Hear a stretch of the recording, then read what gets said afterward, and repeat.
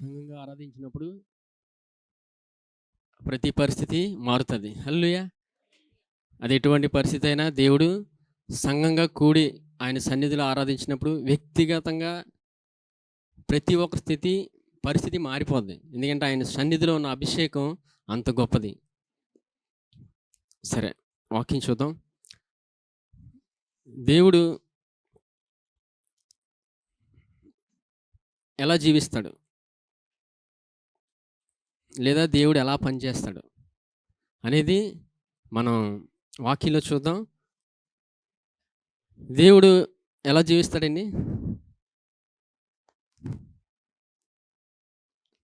ప్రశ్న కొత్తగా ఉంది. దేవుడు ఎలా పనిచేస్తాడు, దేవుడు ఎలా జీవిస్తాడు, దేవుడు ఎలా పనిచేస్తాడంటే విశ్వాసంతోనే. విశ్వాసానికి కర్త ఆయనే. విశ్వాసం ద్వారానే పనిచేస్తాడు దేవుడు. ఎందుకంటే దేవుడు మొదటిగా మానవుని సృజించినప్పుడు, ఆదాము అవ్వను చేసినప్పుడు వారు కూడా అలా జీవించాలని దేవుడు ఎంత ఇష్టపడ్డాడు.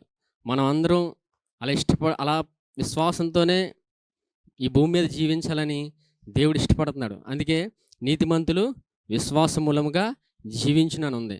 అందుకు దేవుడు మనం విశ్వాసంతో జీవించాలని ఎంతో ఆశపడుతుంటాడు. కానీ ఆదాము అవ్వ పాపం చేసినప్పుడు వారు అది కోల్పోయారు.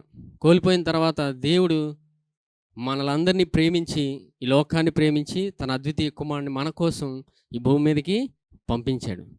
హల్లెలూయా! ఆయన్ని బట్టి ఈరోజు మనం నీతిమంతులుగా తీర్చబడ్డాం. అందుకు వాక్యంలో ప్రాముఖ్యంగా తెలుసుకోవాల్సింది ఏంటంటే విశ్వాసం.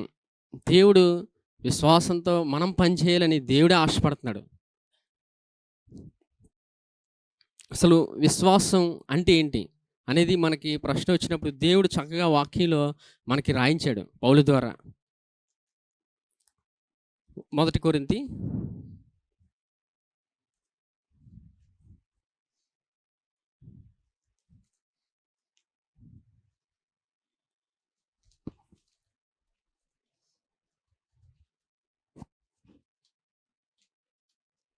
క్షమించాలి 2 కొరింథీ 4వ అధ్యాయం 14వ వచనం. 2 కొరింథీ 4వ అధ్యాయం 14వ వచనం. విశ్వసించితిని గనుక మాట్లాడి తిని అని వ్రాయబడిన ప్రకారము అట్టి విశ్వాసంతో కూడిన ఆత్మగలవారమై ప్రభువైన యేసును లేపినవాడు యేసుతో మమ్మను కూడా లేపి మీతో కూడా తన ఎదుట నిలువబెట్టినని ఎరిగి మేమును విశ్వసించుచున్నాము గనుక మాట్లాడుచున్నాము.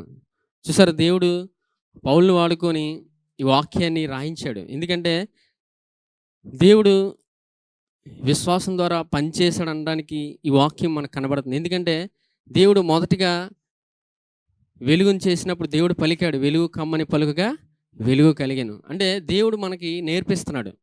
నోటి మాట ద్వారా విశ్వాసంతో పలికినప్పుడు నిశ్చయంగా మన జీవితంలో వెలుగు అనేది చూస్తాం. మన జీవితంలో ఎటువంటి పరిస్థితి ఇబ్బంది పడుతున్నా మాట పలుకుడు ద్వారా మన జీవితంలో అద్భుతాన్ని చూస్తాం. ఇక్కడ దేవుడు కూడా అదే నేర్పిస్తున్నాడు. విశ్వసించి తిని గనుక మాట్లాడి తిని. మరి మాట్లాడే విషయంలో మరి మనకి ధైర్యం కావాలి. ఎందుకంటే మీరేమి చక్కగా వాక్యం నిలబడి చెప్పేస్తారు, మళ్ళీ వారం రాగానే మళ్ళీ చెప్పేస్తారు. మాకు వారం దినాల్లో ఎలా పలకాలో తెలియట్లేదు, అసలు పలుకుతుందో లేదు అదో డౌటు. ఎందుకంటే అంత ధైర్యం రావట్లేదు. మరి ఎందుకు రావట్లేదంటే దేవుడు వాక్యంలో రాయించాడు చూడండి. విశ్వసించితిని గనుక మాట్లాడి తిని అని వ్రాయబడిన ప్రకారము అట్టి విశ్వాసముతో కూడిన ఆత్మగలవారమై ప్రభువైన యేసును లేపినవాడు యేసుతో మమ్మును కూడా లేపి మీతో కూడా తన ఎదుట నిలవబెట్టునని ఎరిగి మేము విశ్వసించున్నాము గనుక మాట్లాడుచున్నాము. ఇక్కడ చూసారా, యేసు ప్రభుతో పాటు మనం కూడా లెగిచాం. అంటే మన ప్రతి పాపం నుంచి వచ్చిన ప్రతి శిక్షా భారాన్ని మనకు బదులుగా ఆయన అనుభవించాడు. మన మరణాన్ని కూడా ఆయన తీసుకొని ఆయనతో పాటు మనం లేచాం. అంటే ఈరోజు మనం ఏం కలిగి ఉన్నామంటే ఆయన జీవాన్ని కలిగి ఉన్నాం. ఇదే ప్రాముఖ్యంగా మనం ఎరగాలి. ఎరిగితే మన జీవితంలో నిశ్చయంగా మనం విశ్వాసంతో మాట్లాడతాం. ఇది ఎవరైతే ప్రతిదినము ఎరుగుతున్నారో వారు నిశ్చయంగా విశ్వాసంతోనే మాట్లాడతారు. అందుకే ప్రతిదినము యేసు ప్రభువుని గురించి మనం తెలుసుకోవాలి. ఎంతగా తెలుసుకుంటామో అంతగా అభివృద్ధి చెందుతాం. కానీ ఈ దినాల్లో మొబైల్ ఫోన్స్, ఆండ్రాయిడ్ మొబైల్స్, టీవీలు అన్నీ ఎక్కువైపోయాయి. టీవీ కంటే మొబైల్ ఎక్కువైపోయింది. అంటే ప్రతి ఒక్కరి చేతిలోని మొబైల్ ఉంటది. అంటే ఆ మొబైల్‌లో మనం ఏం తెలుసుకుంటున్నాం? ఉదయం లెగ్గానే మొబైల్ మన చేతిలో ఉంటది. అంటే మొబైల్ వాడకూడదని కాదు. అంటే మనం వ్యక్తిగతంగా సులువుగా మనం తెలుసుకునేదేంటంటే మన కళ్ళెదురుగా చూసేవి, వినేవి చాలా సులువుగా తెలుసుకుంటాం. వినబడుతుంది మనకి ఆపలేం. వినబడేది ఎళ్ళిపోద్ది, చూసేది ఎళ్ళిపోద్ది. అవి ఆగవు. వెళ్తూనే ఉంటాయి. కానీ అటువంటి పరిస్థితిలో కూడా యేసు ప్రభువుని గురించి మనం ఎంతగా తెలుసుకుంటామో, మనం ఆయన ఎరుగుతూ విశ్వాసంతో మాట్లాడతాం. ఇది ప్రతిదినము జరిగే ప్రక్రియ. ఈ ప్రక్రియని దేవుడు మన జీవితంలో పెట్టాడాయన. ఇదొక నియమావళి. చెప్పండమ్మా? నియమావళి. ఈ నియమావళిని ప్రతిదినము మనం దేవుడు పెట్టాడు కాబట్టి ఫాలో అవ్వాలి. లేదు నాకు ఇంకా పలకడం రావట్లేదు, ఇంకా నేనేం చేయాలో నా జీవితంలో తెలియట్లేదు అనుకున్నప్పుడు, ఈ వాక్యం చూసి అర్థమవుతది. ప్రభుతో పాటు మనం లేపి ఆయన జీవాన్ని మనం పొందుకున్నాం. ఇదే ఎరగాలి. ఈరోజు మనలో మనం బ్రతుకుతున్నామంటే ఆయన జీవాన్ని బట్టి బ్రతుకుతున్నాం. ఎందుకంటే చచ్చిన బ్రతుకుల్లో మనం ఉన్నప్పుడు ఆయన అద్వితీయమైన కృప ద్వారా మనం లేపబడి ఆయన జీవాన్ని మనం పొందుకున్నామని మనం ఎరిగితే ఈ జీవితంలో అద్భుతంగా మనం ముందుకెళ్తాం. మరి ఎరుగుట అంటే అర్థం ఏంటంటే ఉదాహరణకి చెప్తాను చూడండి. ఎరుగుట అంటే ఒక వ్యక్తి కోసం అంటే ఆ వ్యక్తి బాగా ఉదాహరణకైతే జగన్ మనకు తెలుసు. సీఎం జగన్ అందరికీ తెలుసు. దేశమంతా తెలుసు. కానీ ఆయన ఎరుగుట అంటే వారి కుటుంబ జీవితంలో ఉన్న ఒక వ్యక్తి ఆయనకి ఏమి ఇష్టం, ఆయన ఏం తింటారు, ఎప్పుడు లెగిస్తారు, ఏం చేస్తారు అనేదే ఎరుగుట.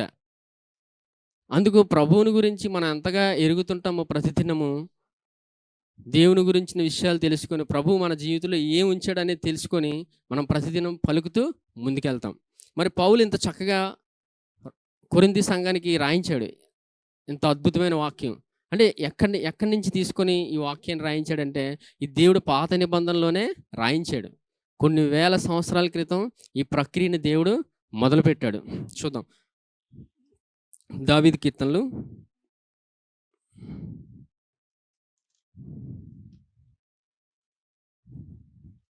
116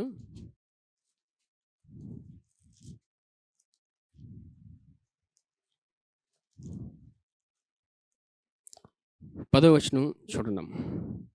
116:10 నేను అలాగు మాట్లాడి నమ్మిక ఉంచి తిని నేను మిగుల బాధపడిన వాడను.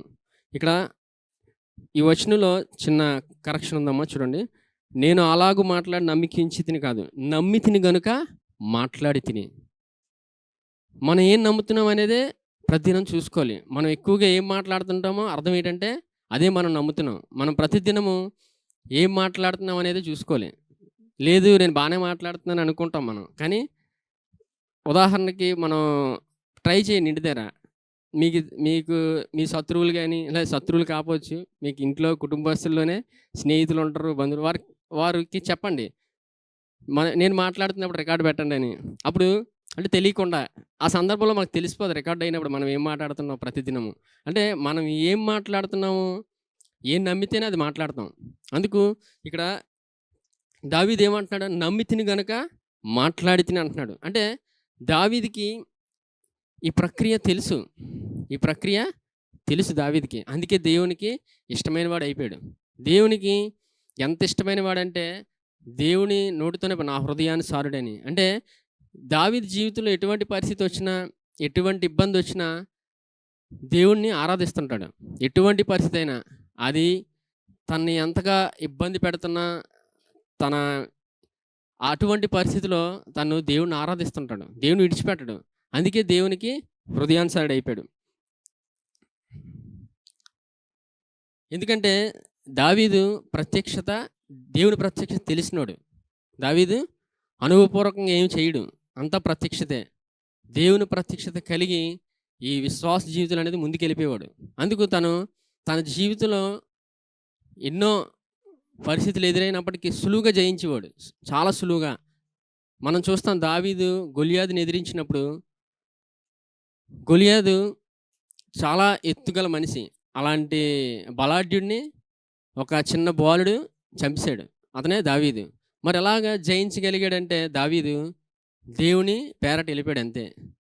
దావీదు ఎన్నో కామెంట్స్ గొలియాతు ఎన్నో కామెంట్స్ చేశాడు దావీదుని. నువ్వు చాలా చిన్న బాలుడివి, నన్ను ఏం చేయగలవని కామెంట్స్ చేశాడు. దావీదు ఒకటే అన్నాడు, నేను యెహోవా పేరట నీ ఎదురుగా వస్తున్నానని. అంటే అర్థం ఏంటి? మనం చాలా సందర్భాల్లో వ్యక్తులను చూస్తాం, ఇంత చిన్నవాడు కదా అని, కానీ ఎవరున్నారనేది మర్చిపోదాం. ఆ వ్యక్తితో ఎవరున్నదని ఇప్పుడు మర్చిపోకూడదు. దావీదుతోని దేవుడు ఉన్నాడు. హల్లెలూయా. అందుకు అలాంటి గొలియాతుని సులువుగా జయించాడు. చూడండి ఒకసారి.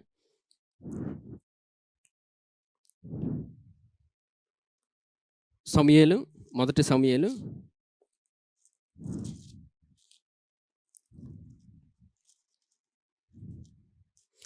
17వ అధ్యాయం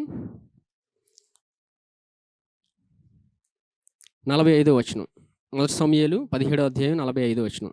దావీదు, నీవు కత్తియు ఈటెయు బల్లెమును ధరించుకుని నా మీదికి వచ్చినావు, అయితే నీవు తిరస్కరించిన ఇజ్రాయేలీల సైన్యములకు అధిపతియగు యెహోవా పేరట నేను నీ మీదికి వచ్చుచున్నాను. చూసాడా? దావీదు ప్రతి సమయంలోని మాట పలుకుతాడు దేవుడి కోసం. మాట పలుకుడు ద్వారా ముందుకెళ్ళిపోతాడు. అంటే చెప్తున్నాడు గొలియాతు, నీవు నన్ను చంపడానికి ఆయుధాలు తీసుకొస్తున్నా, నేను యెహోవా నామం పేరిట వస్తాను అన్నాడు. మరి అలాగే వెళ్ళినప్పుడు విజయాన్ని చూశాడంటే నిశ్చయంగా చూశాడు. చూడండి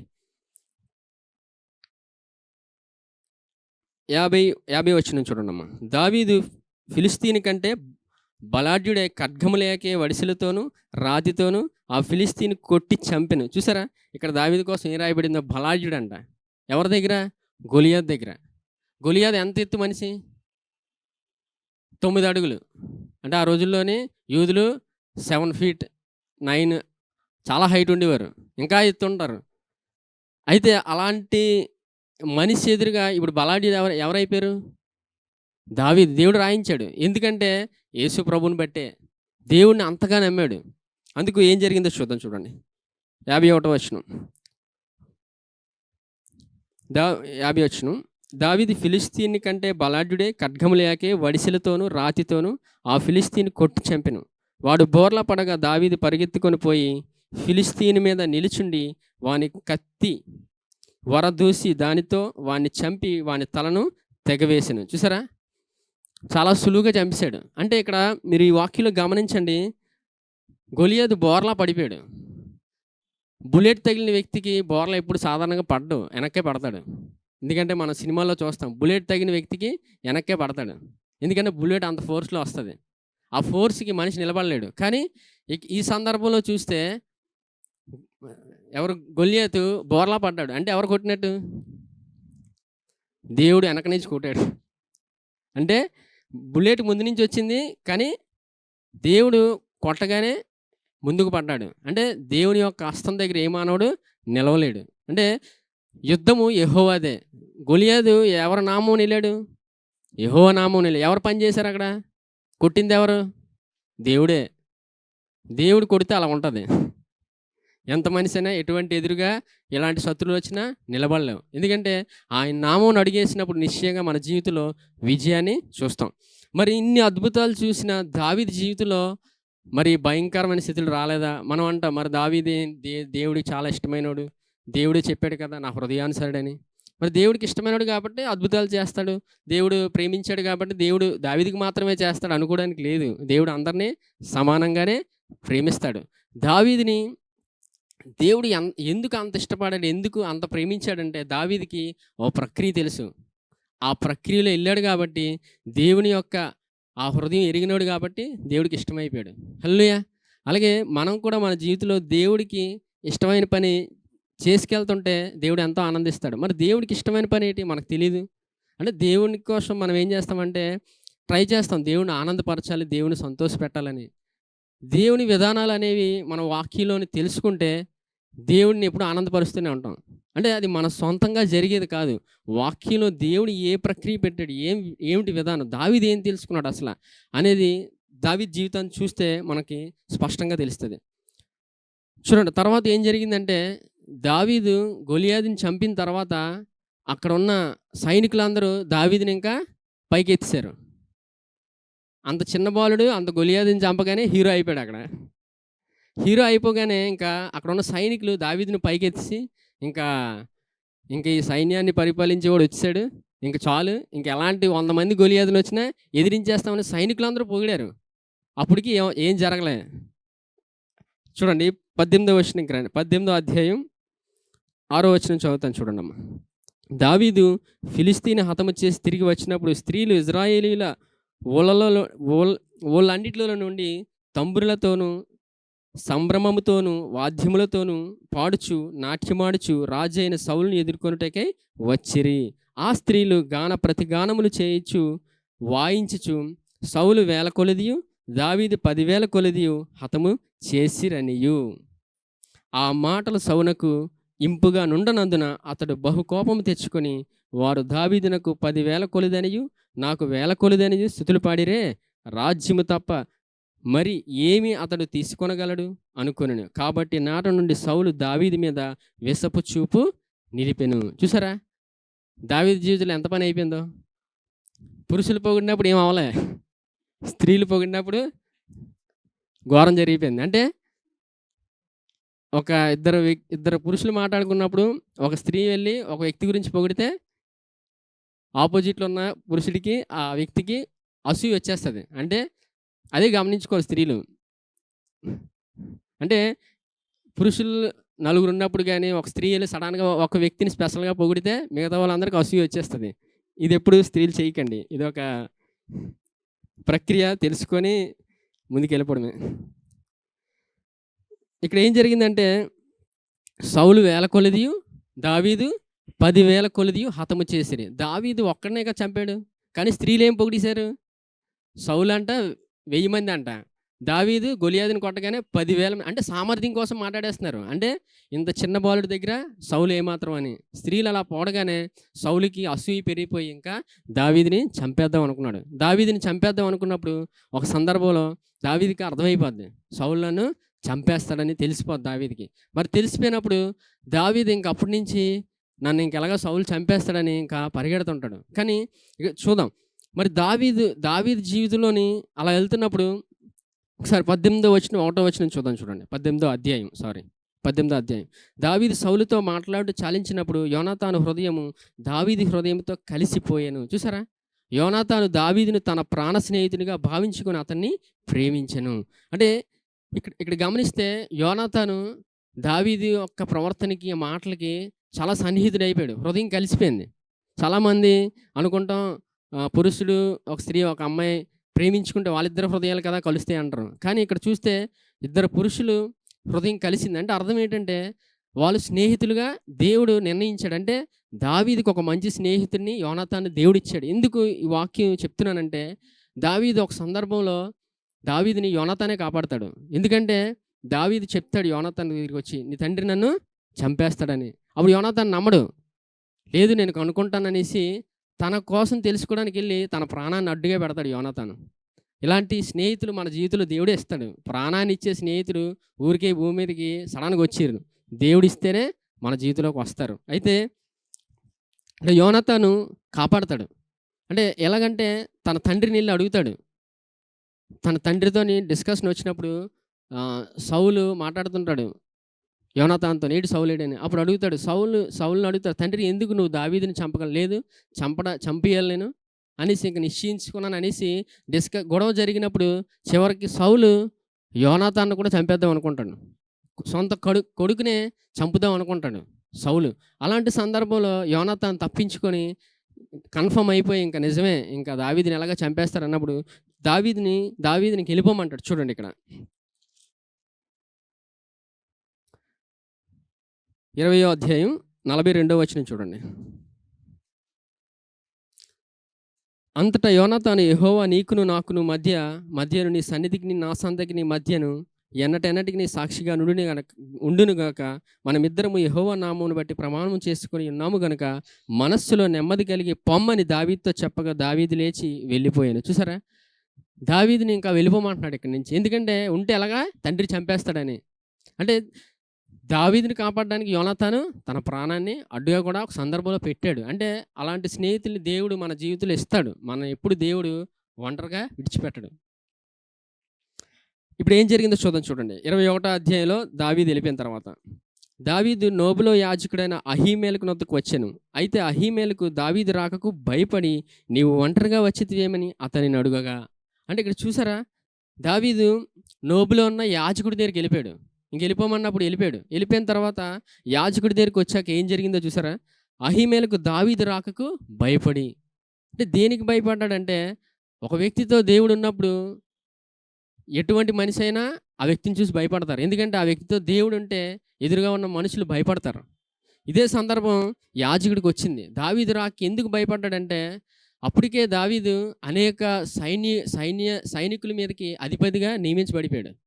ఆ గొలియాతుని చంపగానే మంచి పేరు వచ్చింది. దేశమంతా దావీదు పేరు మారుమ్రోగిపోయింది. గొలియాతుని చంపడం అంటే చిన్న విషయం కాదని ఇంకా పేరు మారుమ్రోగిపోయి ఇంకా అనేక మంది సైనికుల మీద అధిపతి అయిపోయాడు. అందుకు ఎప్పుడు యాజకుడి దగ్గరికి వచ్చినా, ఎటువంటి పరిస్థితులు వచ్చినా ఒంటరిగా రాడు, సైనికులు వస్తారు. కానీ ఇక్కడ రాలేదు. చూడండి ఇక్కడ ఏం జరిగిందో చూద్దాం. నీవు ఒంటరిగా వచ్చితివేమని అతన్ని అడుగుగా దావీదు, రాజు నాకు ఆ పని నిర్ణయించి నేను నీకు ఆజ్ఞాపించి పంపినవని, ఏదో అది ఎవరితోనైనా చెప్పవద్దని నేను నా పనివారిని ఒకానొక చోటికి నిర్ణయించింది. చూసారా, వాళ్ళ పనివారిని ఒక చోటికి పంపించాడు. అంటే ఇక్కడ ఏం చెప్తున్నాడంటే దావీదు అబద్ధం చెప్తున్నాడు. అబద్ధం చెప్పే స్థితిలోకి వెళ్ళిపోయాడు. ఇటు గొలియాతుని చంపిన దావీదు ప్రాణాన్ని పట్టుకొని పరిగెడతాడు. చూడండి ఇక్కడ 3వ వచనం, నీ యొద్ద ఏమి ఉన్నది? 5 రొట్టెలు గాని మరి ఏమీ గాని ఉండిన యెడల అది నాకిమ్మని యాజకుడైన అహిమేలతో అనగా, యాజకుడు సాధారణమైన రొట్టె నా యొద్ద లేదు, పనివారు స్త్రీలకు ఎడమగానున్నవారైతే ప్రతిష్ఠితమైన రొట్టెలు కలవని దావీదుతో అనెను. అందుకు దావీదు, నిజముగా నేను బయలుదేరి వచ్చినప్పటి నుండి ఈ 3 దినములు స్త్రీలు మాకు దూరముగానే ఉన్నారు. పనివారి బట్టలు పవిత్రములే. ఒకవేళ మేము చేయ కార్యము అపవిత్రమైన ఎడలనేమి, రాజాజ్ఞను బట్టి అది పవిత్రముగా ఎంచతగునని యాజకునితో అనెను. అంతటా యెహోవా సన్నిధి నుండి తీసివేయబడిన సన్నిధి రొట్టెలు తప్ప అక్కడ వేరు రొట్టెలు లేకపోగా వెచ్చని రొట్టెలు 1000 దినమందు తీసివేయబడిన ప్రతిష్ఠితమైన రొట్టెలను యాజకుడు అతనికి ఇచ్చెను. చూసారా, దేవుని సన్నిధిలో ఉన్న రొట్టెలను చివరికి ఎవరు తీసుకున్నారమ్మా? దావీదు తీసుకున్నాడు. అంటే అర్థం ఏంటి? అక్కడ దావీదు అబద్ధం చెప్పాడు. అబద్ధం చెప్పి తర్వాత తనకు ఆకలేస్తుందని రొట్టెలు అడిగాడు. ఇంకా సైనికుల కోసం అడిగితే, అంటే ఆ రొట్టెలు తినడానికి స్త్రీలకి దూరంగా ఉండాలి. దావీదు ఏం చెప్తున్నాడు? మేము వచ్చి స్త్రీలు అందరికీ దూరంగానే ఉన్నారు, మా సైనికులందరూ ఆ రొట్టెలు తిన్నప్పుడు రొట్టె కోసం మాట్లాడుతున్నారు. అంటే అర్థం ఏంటంటే దావీదు అబద్ధం చెప్పుకుంటూ వచ్చాడు. అంటే తన జీవితంలో భయంతో నిండిపోయాడు. దావీదు ఇంకా భయంతోనే వెళ్తుంటాడు. చూడండి 8వ వచనం, రాజు పని వేగరముగా జరగవలనని ఎరిగి నా ఖడ్గమైనను ఆయుధములైనను నేను తేలేదు. చూసాడు, ఇంకా అబద్ధం చెప్తున్నాడు. ఇక్కడ నీ యొద్ద ఖడ్గమైనను ఈటి అయినని ఉన్నదా అని దావీదుతో అహిమేలకు అడుగగా, యాజకుడు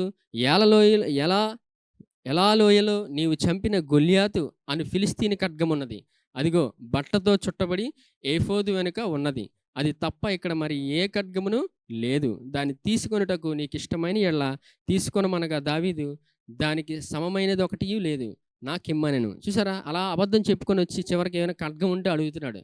అంటే దావీదు ఇంకా భయంతో నిండిపోతాడు. అలా భయంతో నిండిపోగనగా అంటే దావీదు ఏమనుకుంటున్నాడు? గొలియాతు దగ్గర రక్షించిన దేవుడు, గొలియాతు దగ్గర దావీదుని దేవుడు రక్షించాడు. కానీ మరి దావీదుకి ఎందుకు మళ్ళీ ఆయుధం? మళ్ళా దేవుడే రక్షిస్తాడు కదా. కానీ దావీదు భయపడుతున్నాడని క్లియర్గా తెలిసిపోతుంది. చూడండి 10వ వచనం, అంతటా దావీదు సౌలునకు భయపడినందున, చూసారా, భయపడినందున ఆ దినముననే లేచి పారిపోయి గాతు రాజైన ఆకీషు వద్దకు వచ్చెను.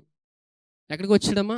ఆకీషు రాజు అంటే ఎవరంటే ఫిలిస్తీన్లకు సంబంధించిన ఒక రాజు. అంటే ఆ రాజ్యంలోకి వెళ్ళిపోయాడు. అంటే ఫిలిస్తీన్ గొలియాతుని చంపాడు కదా, అదే రాజ్యానికి సంబంధించిన వ్యక్తి. అంటే ఆ రాజ్యంలోకి వెళ్ళిపోయాడు భయపడి. అంటే తన జీవితంలోని దేన్నైతే ఎక్కువ భయపడ్డాడో మళ్ళీ అక్కడికి వెళ్ళిపోయాడు. మన జీవితంలో కూడా ఎక్కువగా మనం దేనికైతే భయపడుతుంటామో, దేనికోసం అయితే తపన పడి భయపడిపోతుంటాం, ఇబ్బంది పడిపోతాం, మళ్ళీ ఆ భయం దగ్గరికి వెళ్ళిపోతాం. ఇప్పుడు జ్వరం వచ్చింది అనుకోండి. జ్వరం వచ్చినప్పుడు జ్వరం తగ్గుతుందో లేదో, ఇంక జ్వరం వచ్చింది ట్యాబ్లెట్ వేసిన తగ్గట్లేదు, ఇంకా దాన్నే ఇంకా మనం అలా ఆలోచించుతుండగా మళ్ళీ ఆ జ్వరం తగ్గుతుందా? మళ్ళీ జ్వరం మీద జ్వరం, ఇంకో జ్వరం వస్తుంది. జ్వరంలో చాలా రకాలు ఉన్నాయి. ఆ జ్వరంలో రకాలన్నీ వచ్చేస్తుంటాయి ఒకసారి. అంటే అర్థం ఏంటంటే మనం దేనికైతే ఎక్కువగా భయపడుతుంటామో మళ్ళీ ఆ భయంలోనే బయటికి రాకుండా మళ్ళీ భయంలోనే వెళ్ళిపోతుంటాం ముందుకి. మరి ఇక్కడ ఏమంటున్నాడు చూడండి ఆకీషు రాజు. ఆకీషు సేవకులు, ఈ దావీదు ఆ దేశపు రాజు కాడా? వారు నాట్యమాడుచు గాన ప్రతిగానములు చేయుచు సౌలు వేల కొలది హతము చేసిననియు దావీదు 10,000 కొలది హతము చేసిననియు పాడిన పాటలు ఇతను గూర్చినవే కదా అని అతనిని బట్టి రాజుతో మాట్లాడగా చూసారా, ఇక్కడ ఏం జరిగిందంటే ఆకీష్ రాజు అనుకుంటున్నాడు, ఇదేంటి ఈ దావీదు గొలియాదిని చంపాడు, అక్కడ పొగడతలు వచ్చాయి కదా, వేల కొలది వేల కొలదిగా క్షమించండి, సౌలు 1000 కొలది హతం చేసెను, దావీదు 10,000 కొలది హతం చేసెను, ఈ పొగడతలన్నీ దావీదువేనా అని అడిగాడు అని అనుకుంటున్నాడు లోపల. 12వ వచనం, దావీదు ఈ మాటలు తన మనస్సులో ఉంచుకొని, చూసారా ఈ మాటలన్నీ వింటున్నాడు దావీదు, తన మనస్సులో ఉంచుకొని గాతు రాజైన ఆకీషునకు బహు భయపడెను. చూసారా, భయం మీద భయం, అక్కడ భయపడ్డాడు, మళ్ళీ ఆకీష్ రాజుకి భయపడుతున్నాడు. దావీదుని మరి తన జీవితంలో భయంతో నిండిపోయినప్పుడు ఇంకా మరి దావీదు ఇంక బయటికి రాలేదా? మరి దావీదు ఏం చేస్తున్నాడు? ఈ భయపడే సమయంలో మనం ఏం చేస్తున్నాం అనేది ఇంపార్టెంట్. దావీదు ఏం చేశాడో చూద్దాం. కీర్తనలు 56వ అధ్యాయం.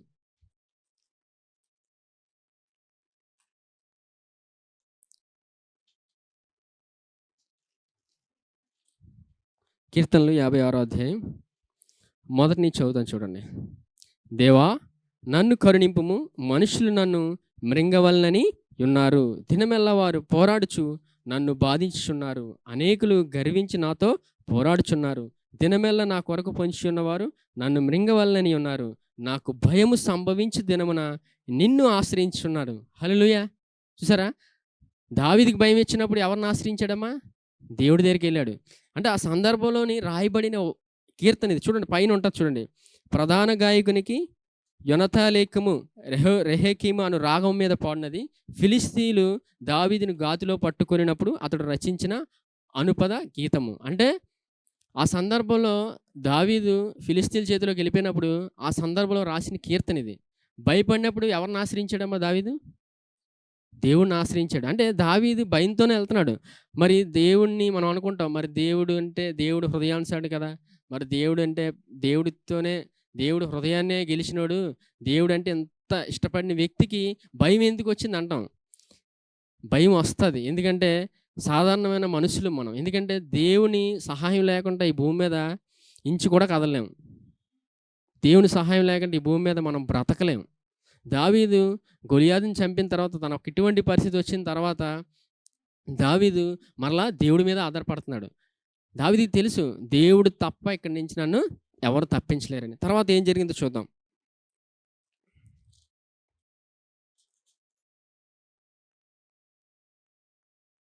34వ అధ్యాయం తీయండి. కీర్తనలు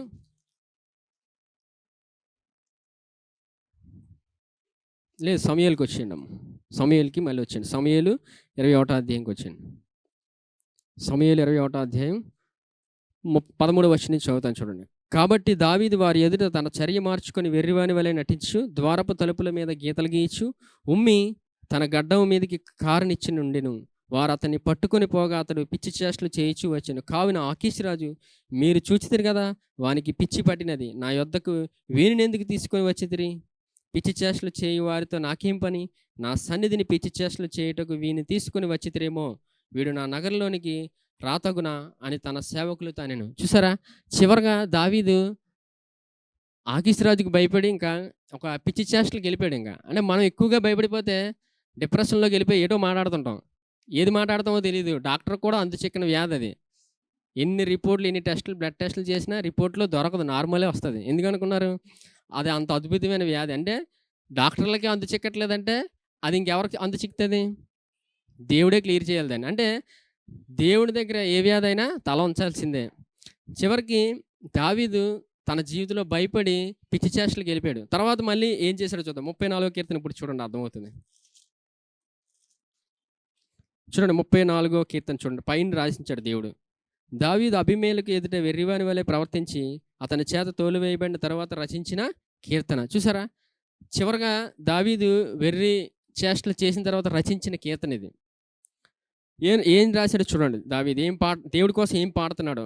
నేను ఎల్లప్పుడూ యెహోవాను సన్నుతించెదను, నేను ఎల్లప్పుడూ యెహోవాను సన్నుతించెదను. సన్నుతించనంటే అర్థం ఏంటంటే ఎటువంటి పరిస్థితిలోనైనా దేవుణ్ణి ఆరాధిస్తాడు దావీదు. దావీదుకున్న ప్రత్యేకమైన అలవాటు ఏంటంటే ఎటువంటి పరిస్థితులైనా దేవుడిని ఆరాధిస్తాడు. దేవుడిని విడిచిపెట్టడు. అది ఎంత భయంకరమైన స్టేజ్‌లోకైనా ఆరాధిస్తాడు దేవుడిని. అందుకే చెప్తున్నాడు నేను ఎల్లప్పుడూ యెహోవాను సన్నుతించెదను. నిత్యము ఆయన కీర్తి నా నోట నుండును. చూసారా? దేవుని స్తుతించడానికి ఎప్పుడు నోట్లోని కీర్తన పాడుతూనే ఉంటాడు దావీదు. దావీదు దేవుడికి అందుకే అంత స్పెషల్. యెహోవాను బట్టి నేను అతిశయించుచున్నాను. దీనులు దాన్ని విని సంతోషించెదరు. నాతో కూడి యెహోవాను ఘనపరచుడి. మనము ఏకముగా కూడి ఆయన నామమును గొప్ప చేయుదము. ఇక్కడ చూసారా? దావీదు అంటున్నాడు, ఆ బాధలో ఉన్నప్పుడు పాడుతున్నాడు. పాట పాడి అందరిని పిలుస్తున్నాడు. నాతో పాటు పాడండి. ఏకముగా కూడి పాడినప్పుడు ఏం జరుగుతదంటే, ఇందాక దేవుడు మనతో మాట్లాడినప్పుడు ఏకముగా కూడి పాడుతున్నప్పుడు ఆయన్ని ప్రతి వ్యక్తిగతమైన పరిస్థితి కూడా ఆ బంధకం తొలగిపోతుంటది దేవుని సన్నిధిలో. ఆరాధించేటప్పుడు అదే జరుగుతది. ఎందుకంటే చూద్దాం మనం దేవుని వాక్యంలో రాయించాడు. రాయించి దావీదుని ఎలా వాడుకున్నాడో చూద్దాం ఇంకా. నేను యెహోవా 4వ వచనమమ్మ. నేను యెహోవా యొద్ద విచారణ చేయగా ఆయన నాకు ఉత్తరమిచ్చెను. నాకు కలిగిన భయములన్నిటిలో నుండి ఆయన నన్ను తప్పించెను. హల్లెలూయా! ఇప్పుడు చెప్పండమ్మా సంఘమంతా హల్లెలూయా! ఎందుకంటే దేవుడు మనకి పెట్టిన విధానం, ప్రక్రియ మనకి దావీదు ద్వారా నేర్పిస్తున్నాడు. ఇంతమంది వ్యక్తుల జీవితాలు బైబిల్‌లో ఉన్నాయంటే, ఆ వ్యక్తుల ద్వారా దేవుడు మనతో మాట్లాడతాడు. వారు ఎలాగెళ్లారు అటువంటి పరిస్థితులు గుండా అన్నప్పుడు వారి జీవితాలు చూస్తే మనకు అర్థమవుతాయి. చూసారా ఇక్కడ భయములన్నిటిలో నుండి ఆయన నన్ను తప్పించెను. అంటే ఇక్కడ ఈ సందర్భంలో చూస్తే దావీదు మరి ఇబ్బందిలోకి వెళ్ళిపోయిన తర్వాత మరి దావీదు సైనికుల మీద అధిపతిగా నియమించబడినప్పుడు కూడా సైనికులు కూడా ఇబ్బందుల్లోకి వెళ్ళిపోయారు. వాళ్ళు కష్టాల్లోకి వెళ్ళిపోయారు. వాళ్ళు శ్రమల్లోకి వెళ్ళిపోయారు. చూడండి సమూయేలు తీయండి అమ్మా. సమూయేలు మొదటి అధ్యాయం. మొదటి సమూయేలు 22వ అధ్యాయం. మొదటి సమూయేలు 22వ అధ్యాయం 2వ వచనం. చూడండి సైనికుల కోసం అంటే తను ఆ రాజ్యం నుంచి ఒక గుహలోకి వెళ్తాడు. చూడండి 22వ అధ్యాయం నుంచి చదువుతాను. దావీదు అక్కడి నుండి బయలుదేరి అదుల్లాము గుహలోనికి తప్పించుకొని పోగా అతని సహోదరులను అతని తండ్రి ఇంటి వారందరూ ఆ సంగతి విని అతని యొద్దకు వచ్చిరి. మరియు ఇబ్బంది గలవారందరూ, అప్పులు చేసుకునే వారందరూ, అసమాధానముగా నుండి వారందరూ అతని యొద్ద కూడుకొనగా అతడు వారికి అధిపతి ఆయను. అతని యొద్దకు ఎక్కువ తక్కువ 400 మంది వచ్చి ఉండిరి. ఎంతమంది వచ్చారమ్మా?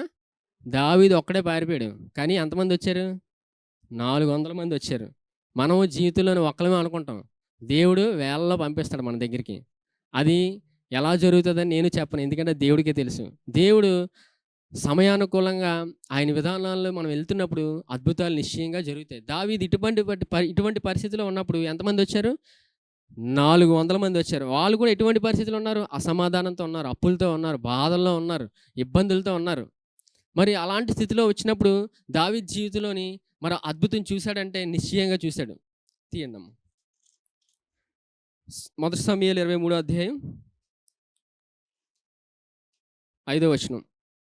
దావీదును అతని జనులను కేయిలాకు వచ్చి ఫిలిష్తీయులతో యుద్ధము చేసి వారిని లెస్సగా హతముగు చేసి వారి పశువులను దోచుకొని వచ్చిరి. ఈలాగున దావీదు కేయిలా కాపురస్తుల్ని రక్షించెను. చూసారా? దావీదు దేవుని కృప ద్వారా కేయిలా కాపురస్తుల్ని రక్షించాడంట.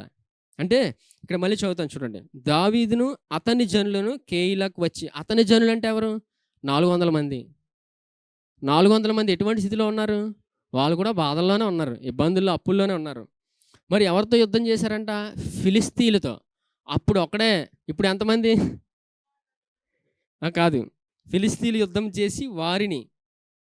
ఫిలిష్తీయులతో అంటే అది ఒకలా చాలామంది అమ్మ. ఫిలిష్తీయులు అంటే చాలామంది. అప్పుడు ఒక ఫిలిష్తీయుడే వచ్చాడు. ఇప్పుడు యుద్ధం అంటే ఆ రోజుల్లోని వేలలో వస్తారు. వేలలో వచ్చిన తర్వాత ఆ యుద్ధాన్ని మరి ఎవరి కృప ద్వారా జయించాడు? మళ్ళీ దేవుని ద్వారానే. చూడండి, యుద్ధము చేసి వారిని లెస్సగా హతము చేసి వారి పశువులను దోచుకొని వచ్చి ఈలాగున దావీదు కేయిలా కాపురస్తులను రక్షించెను. అంటే చూసారా? దావీదు జీవితం మనం చూస్తుంటే చాలా అద్భుతంగా ఉంటుంది. అంటే దావీదు ఇంత ప్రత్యేకమైన వ్యక్తి అంటే చాలా సులువు. దావీదుకి కొన్ని వేల సంవత్సరాల క్రితమే ఆ ప్రక్రియ కనుగొన్నాడు. అందుకే దావీదు నా హృదయానుసారుడని దేవుడు పలికాడు. మరి దావీదుకి ఎలా తెలుసు? కీర్తనలు 1వ అధ్యాయం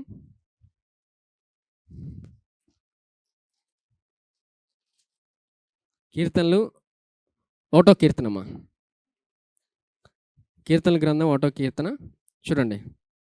దుష్టుల ఆలోచన చొప్పున నడవక, పాపుల మార్గమున నిలువక, అపహాసకులు కూర్చుండ చోటన కూర్చుండక, యెహోవా ధర్మశాస్త్రమునందు ఆనందించుచు దివారాత్రము దానిని ధ్యానించువాడు ధన్యుడు.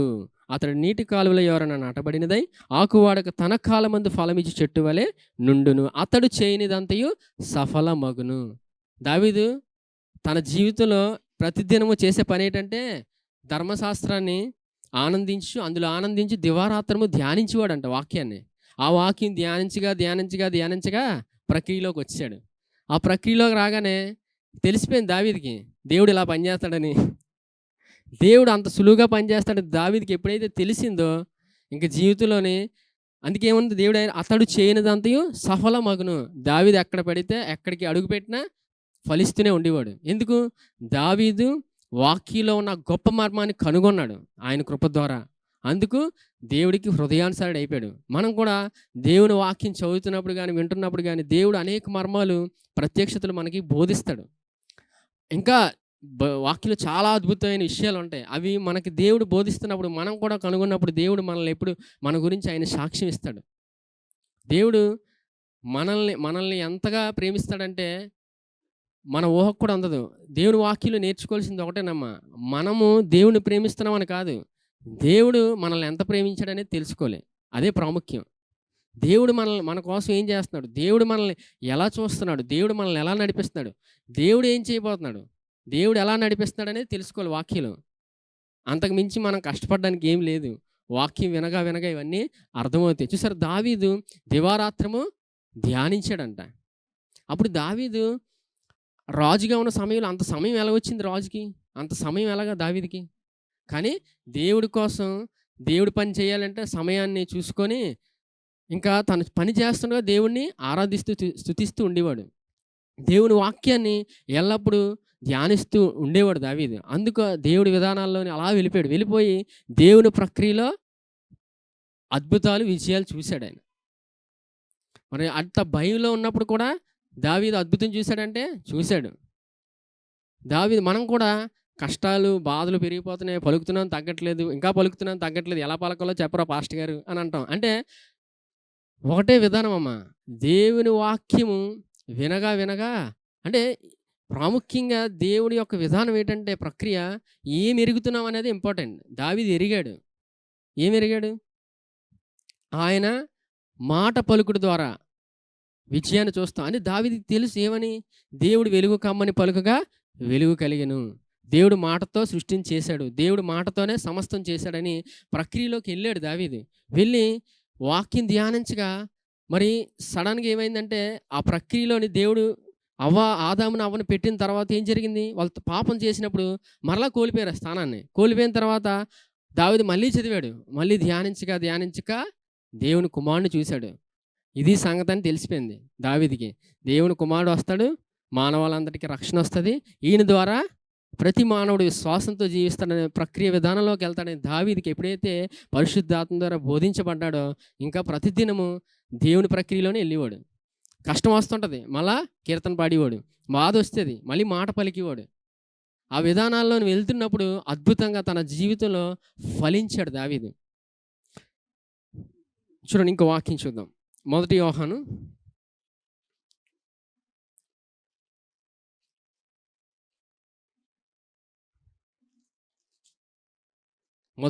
4వ అధ్యాయం 17వ వచనం.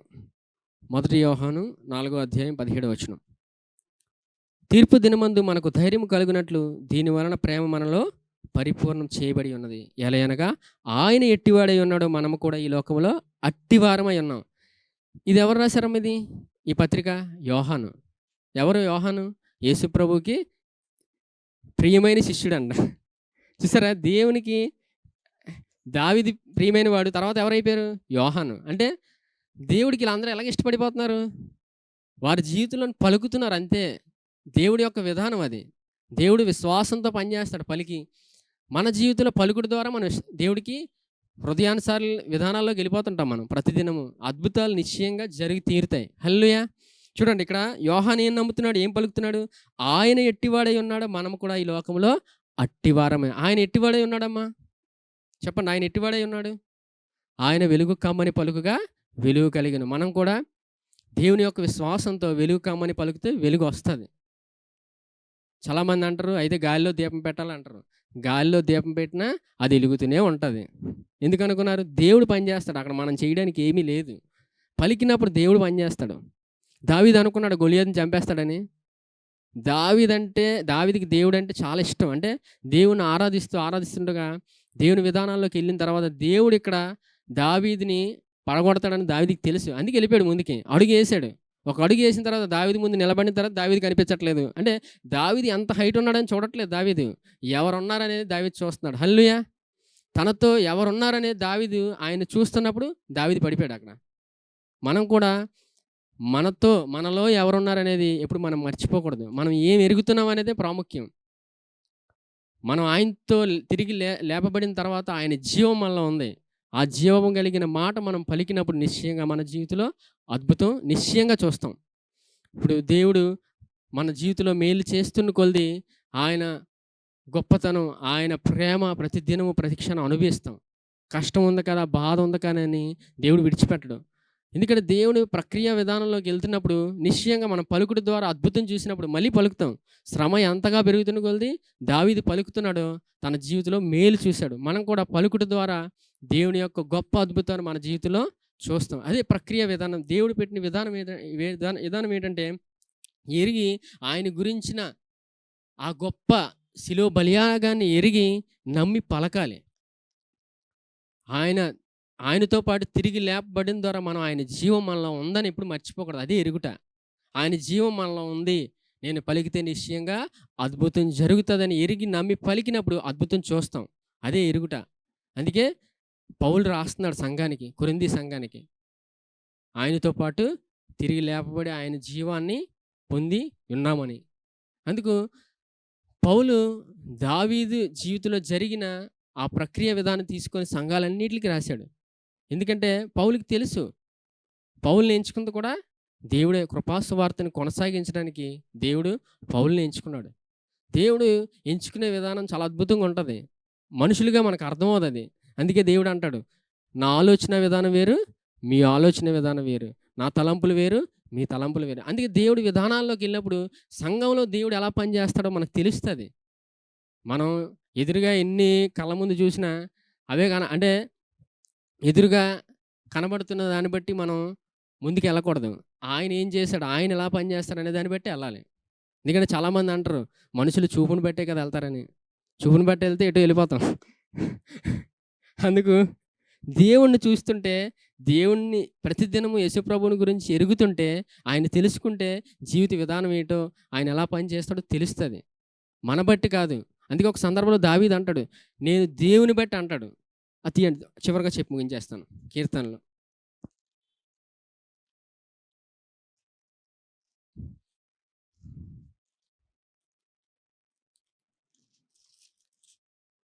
చూడండి. 56వ కీర్తన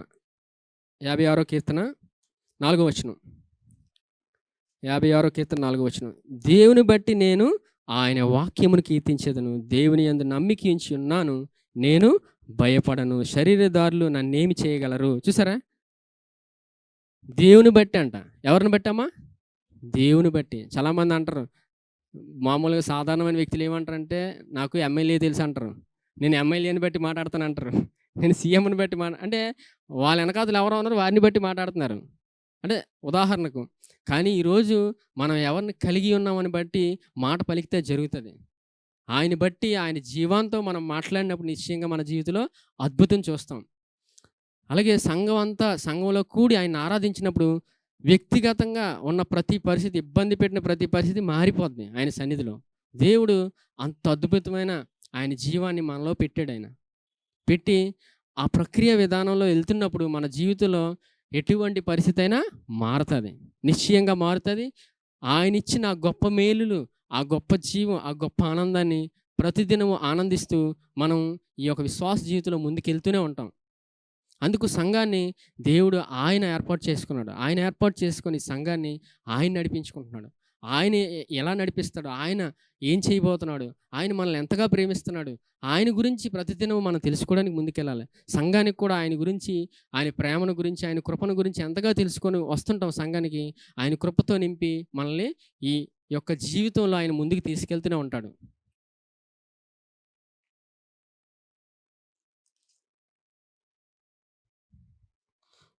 సరే, ఈ సమయంలో రొట్టె ద్రాక్షరసం తీసుకో. ఈ పాత్రలో ఉంది ఆయన రక్తానికి సాదృశ్యంగా ఉంది. ఈ పాత్రలో ఉన్నది చూసినప్పుడల్లా ఆయన రక్తం జ్ఞాపకం రావాలి. ఎందుకంటే మనకు తెలిసినంత వరకు ఆయన సిలువలో ఎంతో రక్తం చిందించి చివరి వరకు ఆయన నీరు వచ్చిందని. ఆయన యొక్క రక్తం గెత్సెమనే తోటలో నుంచే మొదలైంది. ఎందుకంటే ఆయన చెమట రక్త బిందువులే మారింది ఆయన. ఎందుకంటే ఆయన మనల్ని అంతగా ప్రేమిస్తున్నాడు. ఆయన చెమట రక్త బిందువులే మారింది.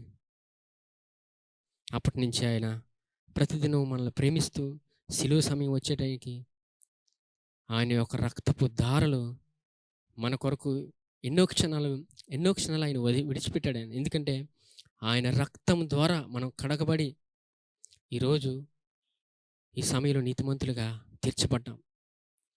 ఆయన రక్తంతో ప్రతి పాపాన్ని ఆయన క్షమించి వేశాడు. ఆయన పాత, ప్రస్తుత, భవిష్యత్ ప్రతి పాపాన్ని తుడిచివేశాడు. ఆయన తీసుకుంటున్నప్పుడల్లా ఆయన నన్ను క్షమించాడు, నా పాత, ప్రస్తుత, భవిష్యత్ ప్రతి పాపాన్ని ఆయన తుడిచివేశాడని నమ్ముతూ నేను ఇప్పుడు నీతిమంతులుగా తీర్చబడ్డాను అని నమ్ముతూ ఇందులో మనం పాలు పంచుకోవాలి. నన్ను నమ్మి, నేను యేసుక్రీస్తు దేవుని నీతి నన్ను నమ్మి తీసుకోండి.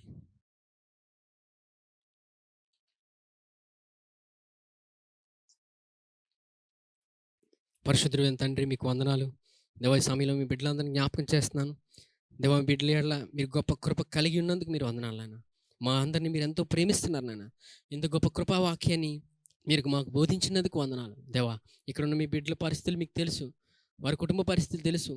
వారికి ఇబ్బంది పెట్టే ప్రతి పరిస్థితిని దేవా, ఆ పరిస్థితి విషయంలో మీరు సమాధానం దయచేయండి.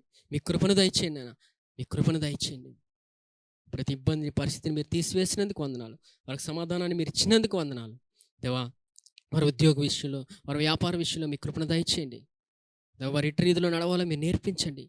మీ కృపను గురించిన జ్ఞానంతో నింపి వారి ఉద్యోగ విషయంలో, కృపణ విషయంలో మీరే నడిపించుకోండి ఆయన. ఎందుకంటే నాయన, మేము చేయి ప్రతి పనులన్నిటిలో మీ నామం మహింపరచబడాలి నాయన, మీ నామం ఘనపరచబడాలి నాయన. దేవా, సంఘంగా కూడి మీ నామం మహింపరుస్తున్నప్పుడు, మీ నామం ఘనపరుస్తున్నప్పుడు, మిమ్మల్ని స్తుతిస్తూ ఆరాధిస్తున్నప్పుడు దేవా, ఇబ్బంది పెట్టే ప్రతి సమస్యను మీరు తీసివేస్తున్నందుకు వందనాలు నాయన. తీసివేసినందుకు వందనాలు. ఈ దినం దేవా, మీరేనైనా వాక్యం మీరు బోధించి మీ కృపతో మమ్మల్ని నింపినందుకు వందనాలు. ప్రతి దినము దేవా, మీ కృపను పొందుకొని ముందుకెళ్ళే గొప్ప కృపలోకి బిడ్డలందరినీ నడిపించండి నాయన, నడిపించండి దేవా. ఇంకా రానున్న దినాల్లో బహుగా మీరు వాడుకొని, ఈ సంఘాన్ని వాడుకొని మీరే మహిమ ఘనత పొందుకోమని నజరేయుడైన యేసుక్రీస్తు నామములో అడుగుచున్నాను తండ్రి, ఆమేన్. యెహోవా నిన్ను ఆశీర్వదించి నిన్ను కాపాడునుగాక. యెహోవా తన సన్నిధి కాంతి ప్రకాశింపజేసి నిన్ను కరుణించునుగాక. యెహోవా తన సన్నిధి కాంతి ఉదయింపజేసి నీకు సమాధానము కలుగజేయునుగాక. ఆమేన్.